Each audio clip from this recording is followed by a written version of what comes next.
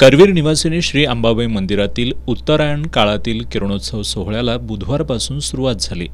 किरणोत्सव सोहळ्याच्या पहिल्या दिवशी ढगाळ वातावरणामुळे किरणोत्सव पूर्ण क्षमतेने झाला नव्हता। काल दुसऱ्या दिवशी सूर्यकिरण देवीच्या मुखापर्यंत पोहोचली। आज तिसऱ्या दिवशी 5:28 किरणोत्सव सोहळ्याला सुरुवात झाली। 6:02 मावळत्या सूर्याची किरणं पितळी उंबरठ्यापर्यंत पोहोचली। यानंतर चांदीचा उंबरठा, तिसरी पायरी असा प्रवास करत 6:12 किरणांनी चरण स्पर्श केला। 6:16 किरणं देवीच्या चेहऱ्यापर्यंत पोहोचली, तर 6:17 देवीच्या किरीटांवरून किरणं लुप्त झाली। यानंतर देवीची आरती करण्यात आली।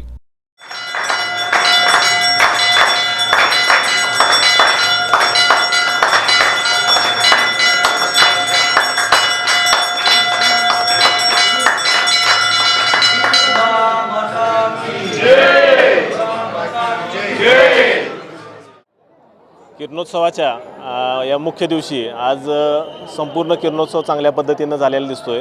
5:28ला 18,000 लक्स क्षमतेने महाद्वारातून आत आलेली किरणं ही 5:32ला आपल्या सदरेवरती 15,200 लक्स एवढ्या क्षमतेनं आली होती। तेव्हाच किरणोत्सव पूर्ण क्षमतेनं होणारे लक्षात आलं होतं, कारण अडथळ्याच्या सर्वात मधला मोकळा असणाऱ्या भागातनं आज सूर्यदर्शन होणार होतं। हीच किरणं आपल्याला साधारण 6:02 पितळी उंबऱ्याच्या आत आलेली आहेत आणि चरणस्पर्श हा 6:12 झालेला आहे। आणि त्याचबरोबर ही खांद्यापर्यंत 6:15 खांद्यावर येऊन चेहऱ्यावरती 6:16 पोचलीत आणि 6:17 किरीटाच्या वर जाऊन ही लुप्त झालेली आहेत। अतिशय निरभ्र वातावरणामुळं चांगल्या पद्धतीनं हा किरणोत्सवाचा झालेला आहे।